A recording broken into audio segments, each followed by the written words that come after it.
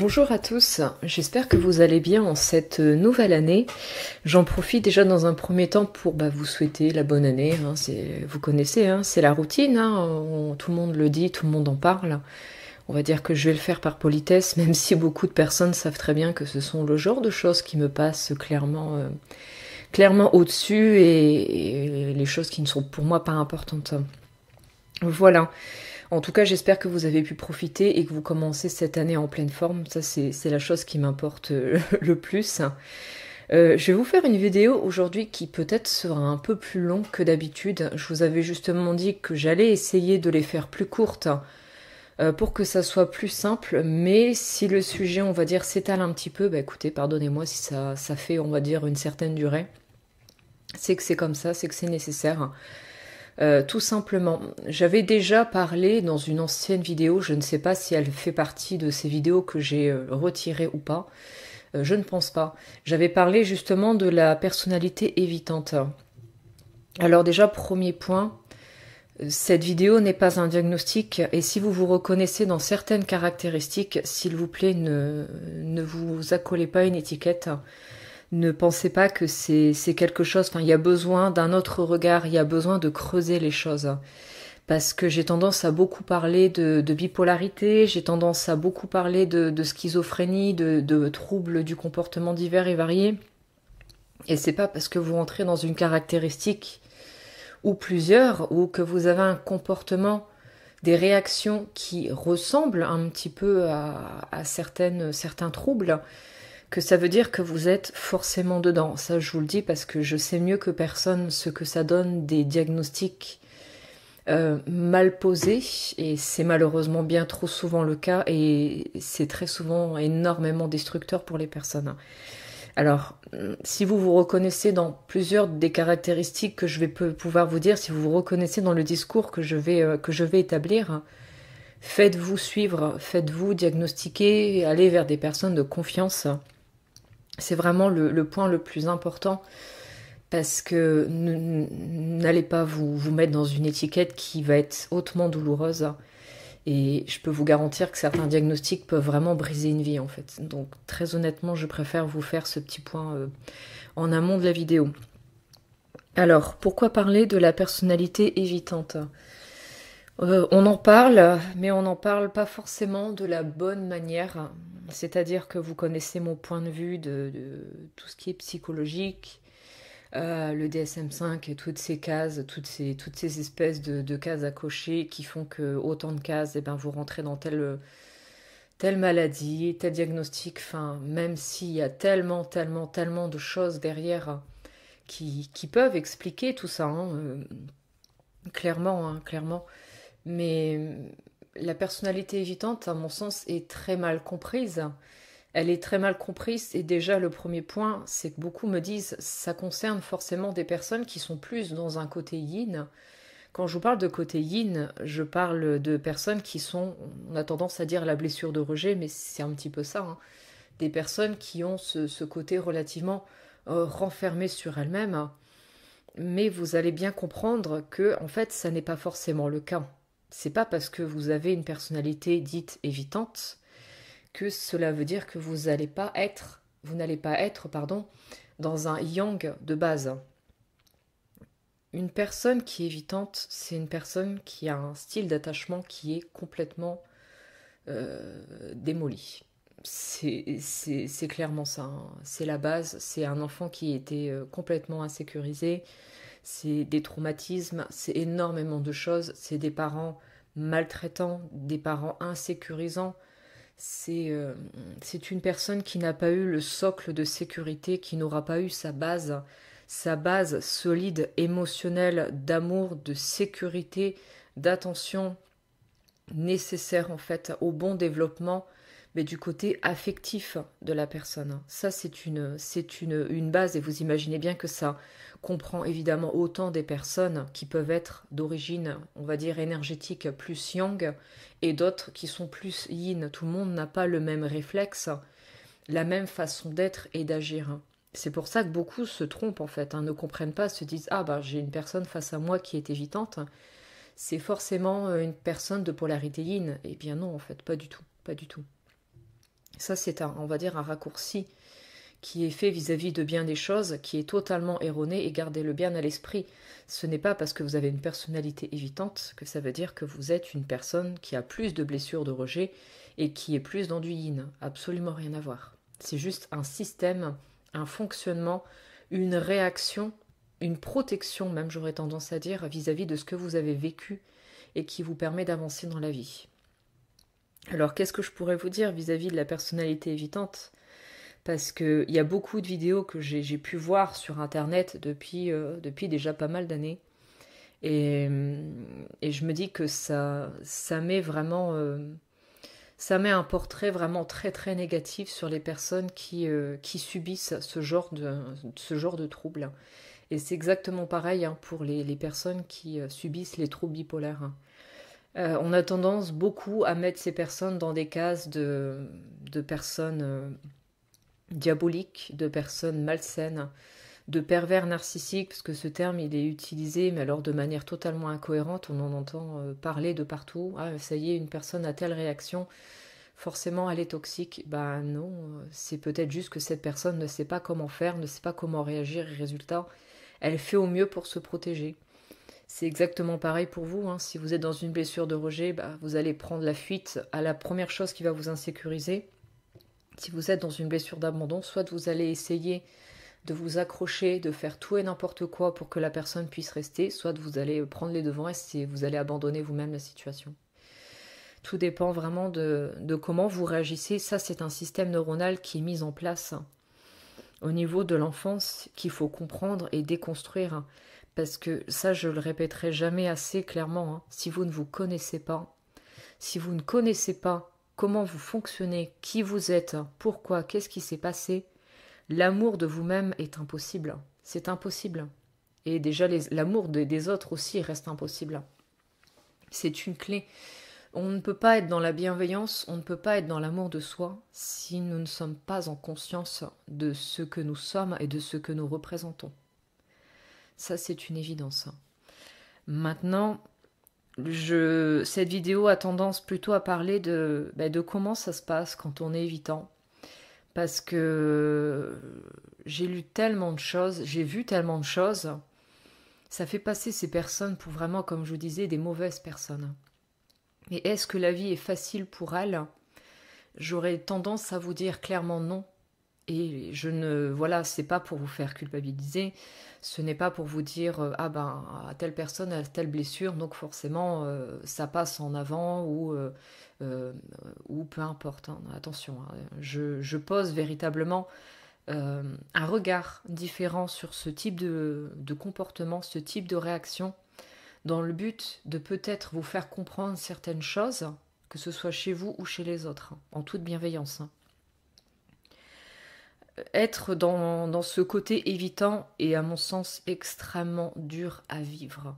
Déjà parce que c'est une enfance hautement insécurisée, c'est un enfant qui a été martyrisé, avec des drames plus ou moins lourds, et le style d'attachement il est complètement insécure, mais pour certains c'est complètement désorganisé.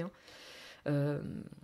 Le côté désorganisé, qu'est-ce que c'est? C'est une personne qui peut autant réagir de manière abandonnique que dans le côté rejet. On a une énorme ambivalence, c'est que des fois on s'accroche aux personnes et des fois on fuit. Alors c'est vrai que techniquement parlant, apparemment, d'après on va dire les études psychologiques, le style vraiment désorganisé est très rare à l'âge adulte, j'en ai pas forcément l'impression de mon côté. Et ça caractérise surtout une personne qui, à mon sens, n'a pas pu grandir. Elle n'a pas pu grandir, ça reste un enfant à l'intérieur et un enfant qui ne sait pas comment réagir, qui ne comprend pas ce monde, qui se dit mais moi je suis ici pour être bien, je suis ici pour profiter, je suis ici pour aimer tout le monde parce que tout le monde cache en soi une certaine merveille. Et pourtant je ne vois que de la terreur, je ne vois que de la monstruosité, je ne vois que la mort, que de la peur, que ce genre de choses. Qu'est-ce qui se passe? Qu'est-ce qui m'arrive?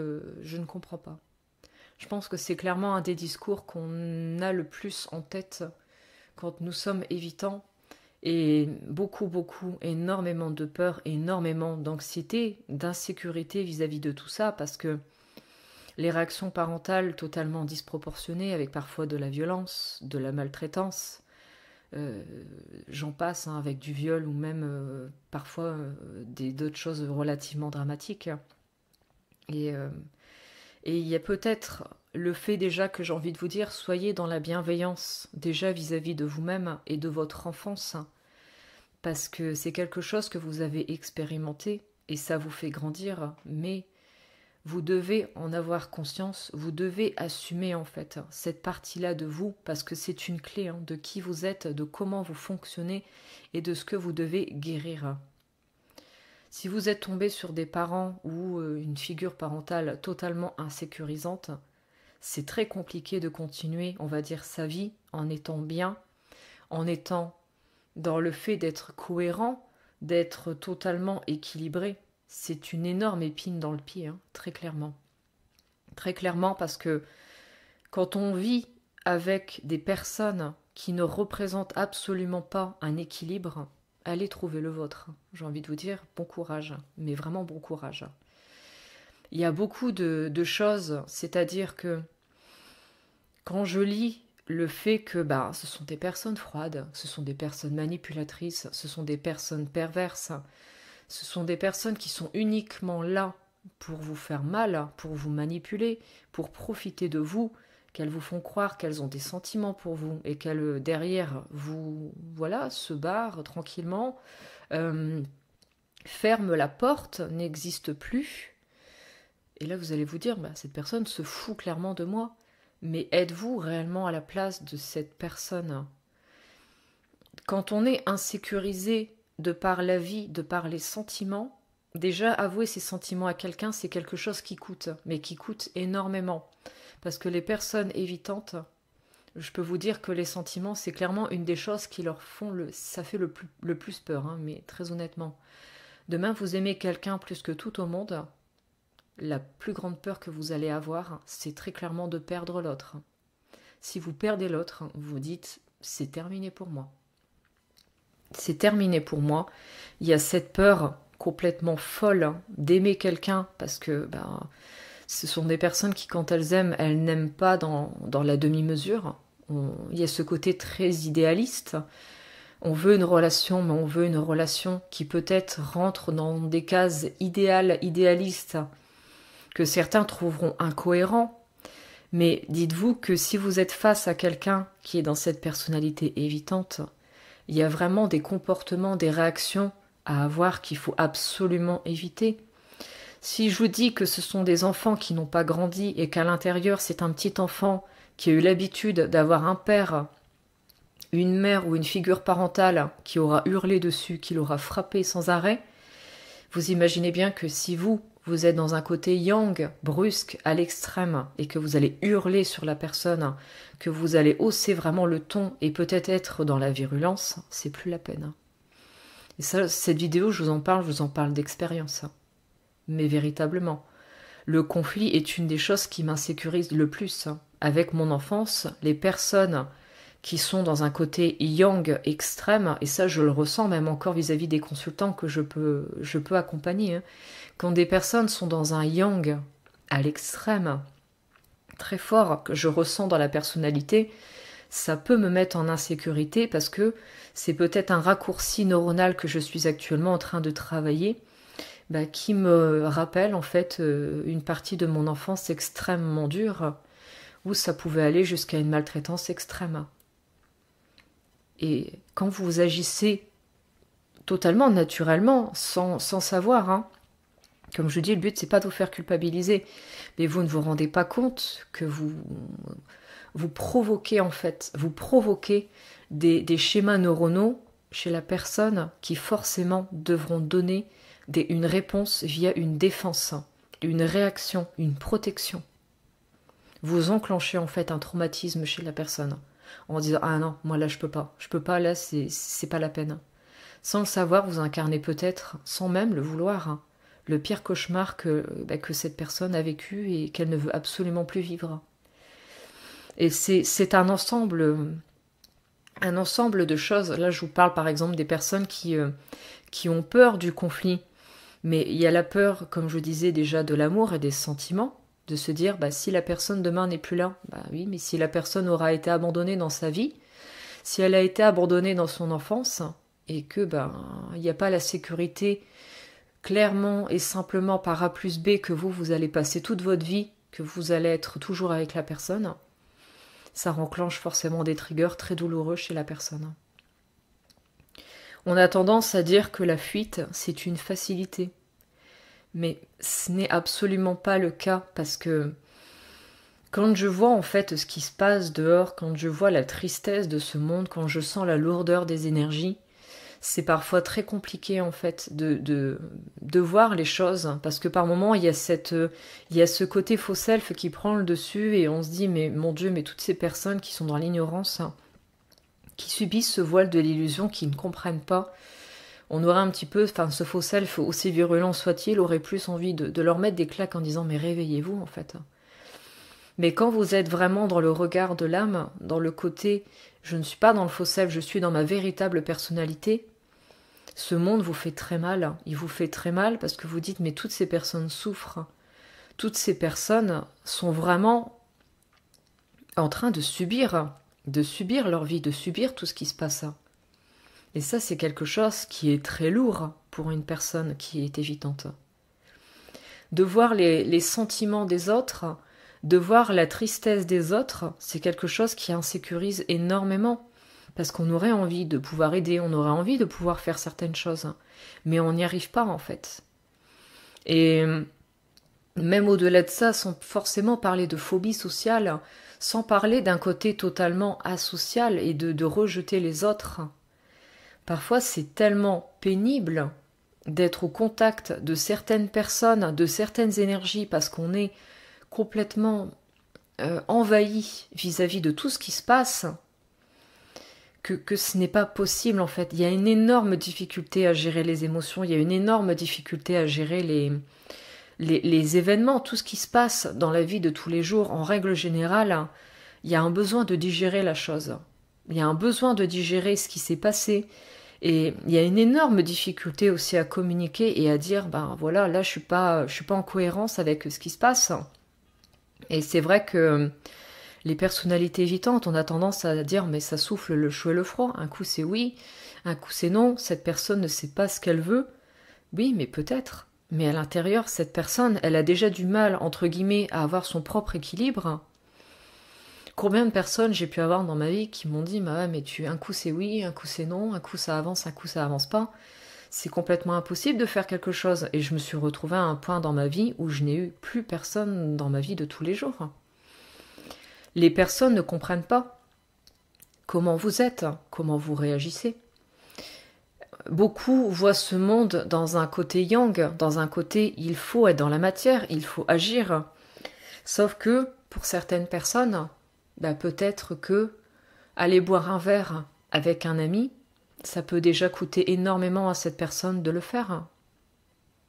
Peut-être que vous, ce que vous pouvez faire de manière totalement naturelle, cohérente, simple, enfin quelque chose qui est inné chez vous, ne l'est pas pour les autres. Vraiment. Il y a des personnes qui n'iront jamais faire un restaurant seul, un festival seul. Il y aura certaines choses, il y aura des choses où c'est clairement non. Vous préférez rester dans votre grotte et ne pas vous mêler aux autres. Parce que si en plus de ça, il y a cette blessure de rejet qui tape encore et qui vous fait comprendre qu'on va vous faire réellement comprendre que vous n'êtes pas comme les autres, que vous ne réagissez pas comme les autres, votre fonctionnement, on va dire, neurologique, etc., n'est pas comme les autres. Alors forcément, on va vous regarder d'un autre œil, on va se dire, je comprends pas, qu'est-ce que c'est qui cloche avec cette personne? Je peux vous dire que c'est un petit peu l'histoire de ma vie. On a tendance à vouloir disparaître. Parler en public, c'est même pas la peine. Avoir une trentaine de personnes qui vous regardent, ce n'est même pas la peine. Être le centre de l'attention, c'est pas la peine non plus. Se faire remarquer, même, comme je disais, faire un restaurant, sortir avec des amis, être en groupe, tout ça, ce sont autant de choses qui sont extrêmement difficiles pour une personnalité évitante qui peut se dire mais je ne suis pas à ma place. Encore plus quand vous êtes envahi par les énergies et les émotions des autres. Où là vous vous dites mais moi je suis en train de prendre puissance 10 dans la figure et j'ai l'impression d'être une sorte de créature qui n'a rien à faire là. Encore plus quand vous avez ce faux self et ce côté, ces personnalités que vous allez, on va dire, mettre en place, ça j'en parlerai dans une autre vidéo, sinon ça va être beaucoup trop long. Et que des fois vos réactions, elles sont disproportionnées et les personnes vous regardent en se disant mais qu'est-ce que c'est que ce bordel hein. Parce que c'est pas parce que vous avez une personnalité évitante que ça veut dire que vous n'êtes pas en mesure d'hausser le ton, que vous n'êtes pas en mesure d'exprimer de la colère. Bien souvent, malheureusement, la colère, vous la retournez contre vous. Hein. On retrouve beaucoup de personnes qui sont adeptes de scarification et ce genre de choses. C'est toujours vous qui êtes responsable de ce qui s'est passé. La culpabilité, c'est un petit peu votre lot de tous les jours, hein, chère culpabilité qu'on aime tant.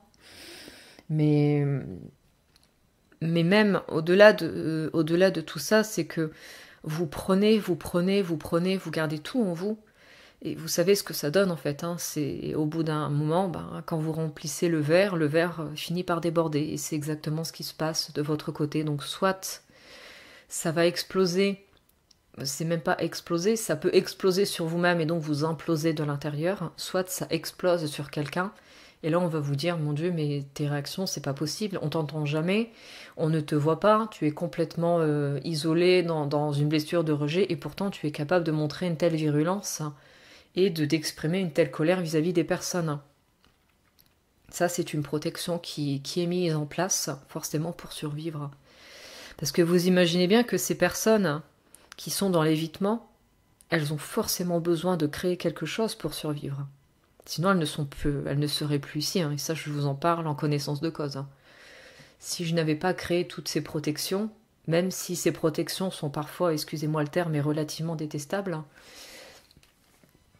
on est bien obligé en fait, hein, sinon on ne serait plus là. Ça fait déjà bien longtemps que personnellement j'aurais tiré un trait sur tout ça et c'est comme ça que ça se serait passé.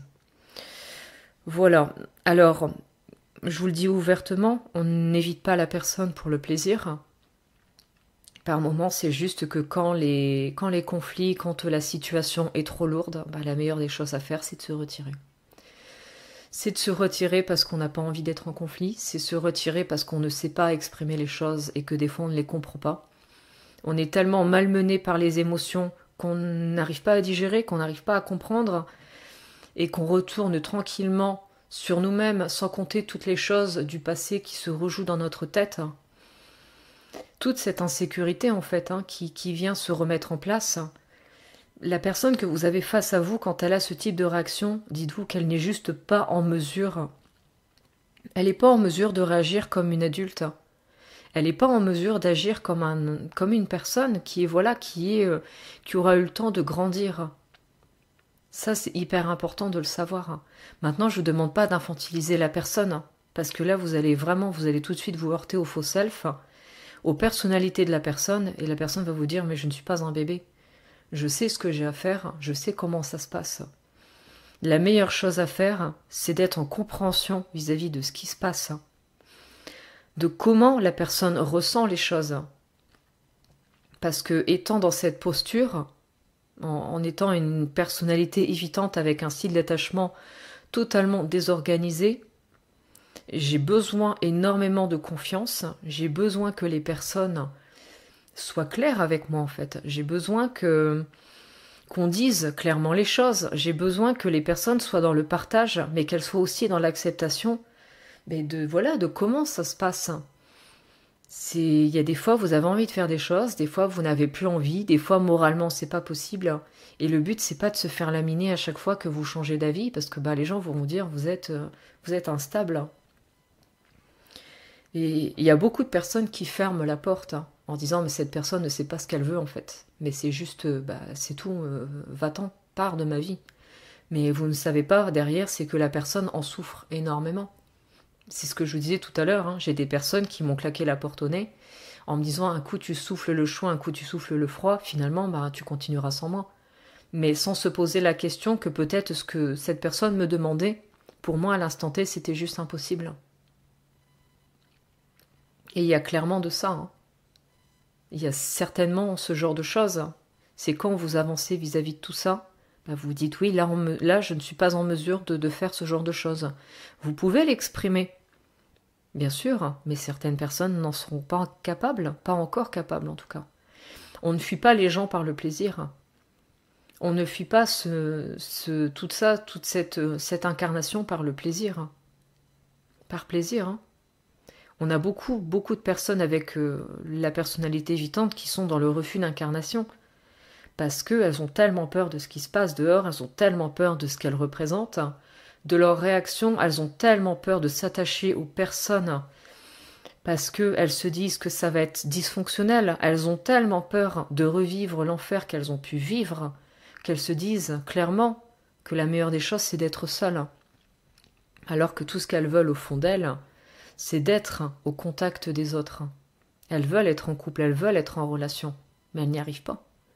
Elles n'y arrivent pas parce qu'il n'y a pas... Si vous êtes face à quelqu'un qui est insécurisant, mais c'est pas la peine. Et ça, je vous le dis clairement.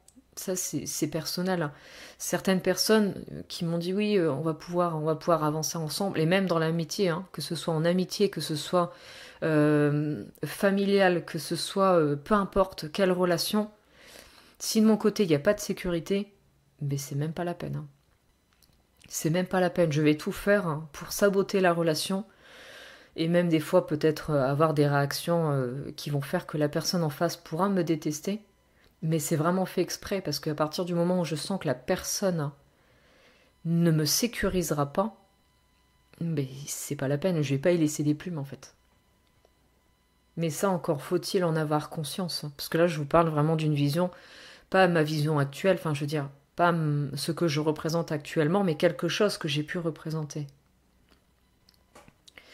Prenez le temps vraiment de connaître la personne, d'établir une confiance avec l'autre et d'accepter que cette personne soit tellement en confiance qu'elle puisse vous confier ce qui s'est passé dans sa vie, qu'elle puisse comprendre comment elle réagit et pourquoi elle réagit de la sorte. Parce que, comme je vous disais tout à l'heure, si vous mettez en avant des réactions qui vont ressembler à quelque chose que la personne aura vécu et qui va l'insécuriser, mais que tout de suite la porte est fermée parce que vous ne pouvez pas parler, parce que vous n'acceptez pas de voir les choses, et ce genre de réaction, mais il n'y a rien qui va avancer parce que le but c'est d'être dans le partage. Je comprends que des fois ça soit énervant. Je comprends que les choses soient parfois très compliquées à décanter, mais laissez déjà la personne digérer ses émotions, et vous digérez-les aussi. Hein. Quand on a un conflit avec quelqu'un, le but c'est pas d'y aller à chaud et de tout balancer, ça c'est une des pires des choses. Le but c'est de se dire ok, bon là il y a un conflit, il y a quelque chose qui va pas, on prend quelques minutes, on va digérer ça de notre côté, on va faire passer les émotions, on les accepte, on les fait passer, et ensuite on en discutera. Parce que, comme je disais tout à l'heure, une personne yang à l'extrême, qui va hausser le ton, qui va être dans la virulence, vis-à-vis par exemple de moi, c'est pas la peine. Mais c'est vraiment pas la peine. Je vais être insécurisée comme pas possible, vous allez devoir me retenir pour me laisser dans la pièce. Ou d'autres choses. Ces personnes ont besoin aussi d'avoir un monde qui leur appartient, ont besoin d'avoir un univers. Et combien de personnes justement enferment la personne, enferment l'être aimé, entre guillemets, hein, et vont lui dire tu dois fonctionner de telle et telle manière. Le but d'une relation, c'est d'accepter l'autre tel que l'autre est. Ça, c'est hyper important. Et évidemment, vous allez peut-être là me parler de l'effet miroir. Oui, c'est que la personne n'accepte pas, bien sûr, on est bien d'accord. Hein. Mais n'oublions pas que ce cher effet miroir, certes, il est très intéressant et tout ça, que la personne a encore des blessures à guérir et ce qui va avec. Mais il y a une chose que vous ne devez pas oublier, c'est que la guérison des blessures, et encore ce terme ne veut vraiment rien dire, nos blessures, nous vivons avec. Nous les aurons à vie. La vie est une expérience. Ce n'est pas parce que vous êtes en train de travailler sur vous, de suivre des thérapies et tout ça, que ça veut dire que vous allez atteindre un point où vous n'allez plus avoir aucune blessure. C'est impossible. Sinon, quel serait le but? Vous allez continuer de passer toute votre vie sans expérience, sans quelque chose qui vont vous faire avancer. Vous imaginez bien que c'est pas cohérent. Il y aura toujours quelque chose dans votre vie qui à l'instant T se présentera pour vous faire avancer. C'est comme ça le fonctionnement de la vie. Donc quand je vous parle de tout ça, c'est déjà pour mettre de la conscience, déjà vis-à-vis de vous-même et vis-à-vis des autres, parce que vous allez être toute votre vie quelqu'un qui sera blessé. Ça, c'est une évidence. Mais vraiment.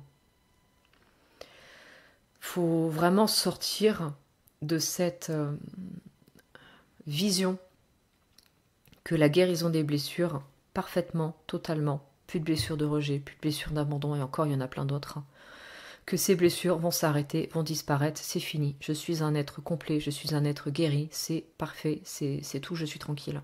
Ça n'arrivera jamais dans votre vie, jamais. Et vraiment, là, le point important à comprendre vis-à-vis de tout ça, c'est-à-dire que les personnes que vous allez avoir face à vous, elles seront également pareilles. Ça sera des personnes qui continueront d'avoir des blessures. Et les blessures se décantent au fur et à mesure de l'avancée de la personne. Voilà. Par exemple, la personne, peut-être, vous êtes avec elle depuis 4 ans. C'est un exemple. Et au bout de 4 ans, il va se passer quelque chose qui va redéclencher, déclencher peut-être un traumatisme, qui va redéclencher, un traumatisme de l'enfance de la personne.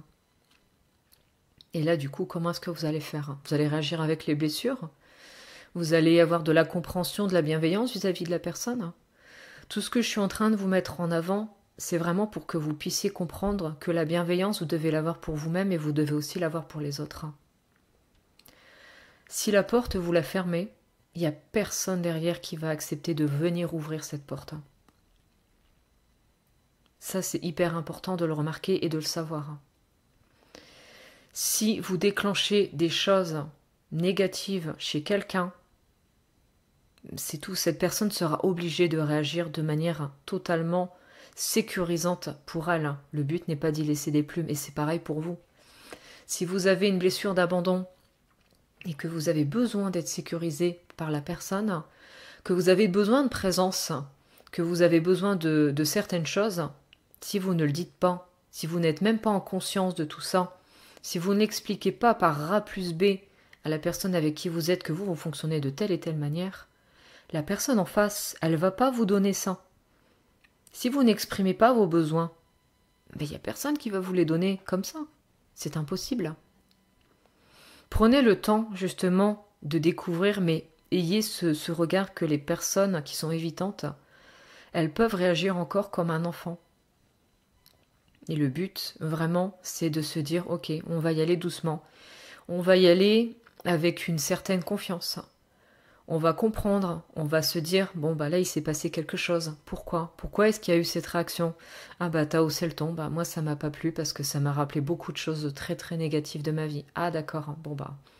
Désolée, prochaine fois, j'essaierai d'exprimer la chose différemment. Ah, là, cette fois-ci, tu m'as complètement étouffée. J'ai pas pu faire ce que je voulais.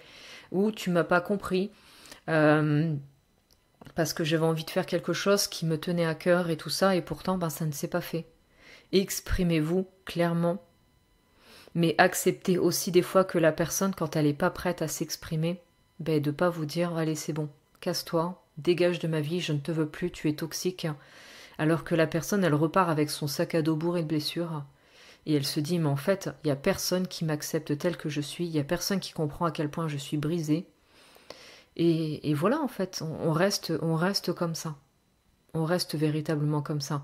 Parce que je peux vous dire que les personnes qui sont évitantes, qui ont énormément d'insécurité vis-à-vis de l'enfance, qui ont peur de l'autorité, qui ont peur de cette insécurité dans le monde, qui ont peur des interactions avec les autres, qui ont peur d'être étouffés, qui ont peur de ne pas exister, de perdre l'autre, et qui vont vraiment s'enfermer dans une sorte de bulle, parce que là ils vont se dire mais maintenant je suis dans ma bulle, personne n'y rentre, je suis tranquille, je suis dans ma tour, je suis protégée, j'ai tout ce qu'il me faut. Même ça, c'est à comprendre. La personne ne va pas le faire pour vous nuire. Elle va pas faire parce qu'elle a envie de vous faire souffrir, parce que elle le fait tout simplement parce que là, à l'heure actuelle, elle n'a pas d'autre moyen de réagir, elle n'a pas d'autre moyen de faire la chose. Elle n'a pas d'autre moyen de pouvoir avancer et conscientiser. Et je vous en parle aussi beaucoup parce que le côté évitant, on en parle beaucoup avec les parcours de lien d'âme. On en parle énormément avec le parcours de lien d'âme. Et tout ce qu'on peut lire, tout ce qu'on peut entendre, toutes les vidéos où ça nous faisait passer pour des monstres, en disant oui, les personnes dans la blessure de rejet, elles sont comme ci, comme ça. Les personnes, en plus, si elles sont évitantes, alors là, c'est une catastrophe. Elles sont comme ci, comme ça, toxiques, barrez-vous. La dernière fois, je regardais certaines vidéos et il y a même des, comment on appelle ça, des techniques de coaching pour les personnes comme ça. Mais je me dis, mais mon Dieu, mais quelle tristesse, hein. Quelle tristesse, en fait, d'avoir des approches. Tout ça, c'est de la manipulation, hein, vous vous rendez compte, hein. Une personne qui est évitante, c'est pas parce que si elle part, c'est parce que là c'est trop lourd pour elle de supporter la chose. Si vous revenez en étant pourquoi tu fais ça, pourquoi tu me dis pas, pourquoi tu fais ci, pourquoi tu fais ça, c'est pas la peine, la porte va être fermée. Mais si en plus vous utilisez des techniques de coaching, de love coach ou je ne sais quelle autre foutaise qu'on peut trouver sur internet, ces personnes apparemment très avisées dans ce genre de domaine, mais c'est même plus une porte que vous allez vous prendre en fait, c'est un mur blindé. Parce que on est peut-être évitant, mais on n'est pas bête, bien au contraire. On comprend bien les gens, on comprend bien la malveillance, on comprend bien la manipulation et on comprend surtout quand la personne le fait par intérêt. Et là, c'est clairement, c'est pas, écoute, si j'ai besoin de me mettre de côté, c'est parce qu'il y a quelque chose que je suis en train de travailler, c'est que je suis en train de faire quelque chose. Si tu reviens avec une technique de drague de je ne sais qui, c'est vraiment de la manipulation et ça ne passera pas. Donc attention à ce genre de choses, de personnes très mal avisées qui vous mettent des conseils, je ne peux même pas employer le terme conseil, excusez-moi, mais qui vous mettent des techniques pour désamorcer les choses, ça ne sert à rien. Tant que la personne n'aura pas compris ce qui ne va pas, tant que la personne n'aura pas avancé sur elle-même vis-à-vis de tout ça, et que vous, de votre côté, vous ne l'acceptez pas telle qu'elle est, ça ne passera pas. Vous devez accepter les gens tels qu'ils sont, avec leurs blessures, avec leur comportement, avec leurs réactions, leurs protections, et vous l'aurez aussi en effet miroir. Si vous vous acceptez, l'autre vous acceptera, et vice-versa. Mais en tout cas, avec tout ce qu'on entend, tout ce qu'on voit, ne rentrez pas dans une image négative de ces personnes. Dites-vous que derrière, il y a quelque chose, il y a une énorme souffrance, il y a une énorme incompréhension de la vie, une énorme incompréhension de bien des choses, déjà de soi de base. La blessure de rejet est franchement, en tout cas, je pense, une des plus compliquées. Réellement, parce que ce sont des personnes qui souffrent le martyre dans leur vie de tous les jours, qui n'ont pas envie d'être ici, qui ne comprennent pas cette vie, qui ne comprennent pas la cruauté de ce monde, qui se disent qu'elles n'ont aucune valeur, que personne ne peut s'intéresser à elles, être totalement inexistant. C'est moins on me voit, mieux c'est. Je n'existe pas, je suis invisible, de toute façon je n'ai aucun intérêt, je n'apporte rien à personne. Et en plus de ça, si vous avez la personnalité évitante, c'est encore pire, parce que la personne deviendra totalement fantomatique. Mais encore faut-il avoir conscience de la souffrance de ces personnes qui réagissent en étant un enfant. Beaucoup demandent en fait à ces personnes d'être adultes alors qu'elles n'ont pas eu encore cette chance de pouvoir grandir d'elles-mêmes pour pouvoir prendre cette posture. Alors je ne vais pas vous demander d'être le parent de l'autre, ça c'est une évidence, parce que c'est une posture qu'on n'acceptera jamais. Mais d'avoir la bienveillance, d'être à l'écoute, d'être dans la confiance, et surtout dans la douceur. Vis-à-vis de tout ça, la personne continuera d'avancer, la personne sera épaulée, elle le saura qu'elle est, on va dire, en présence de quelqu'un qui n'est pas là pour la juger, et c'est très bien, les choses avanceront. Voilà. En tout cas, c'était vraiment le point que j'avais envie de vous faire vis-à-vis de la personnalité évitante, hein, en espérant que ça vous permettra de comprendre pardon, bien des aspects. Et surtout, je le répète, si vous vous retrouvez dans ce type de caractéristiques, ne vous collez pas l'étiquette sans avoir été accompagné par une personne qui est en mesure de vous aider et de vous dire clairement les choses. Ne faites pas cette erreur, hein. Attention. Voilà, ben, écoutez, je vous laisse là sur cette vidéo. Je vous dis à très bientôt, prenez soin de vous. À bientôt, au revoir.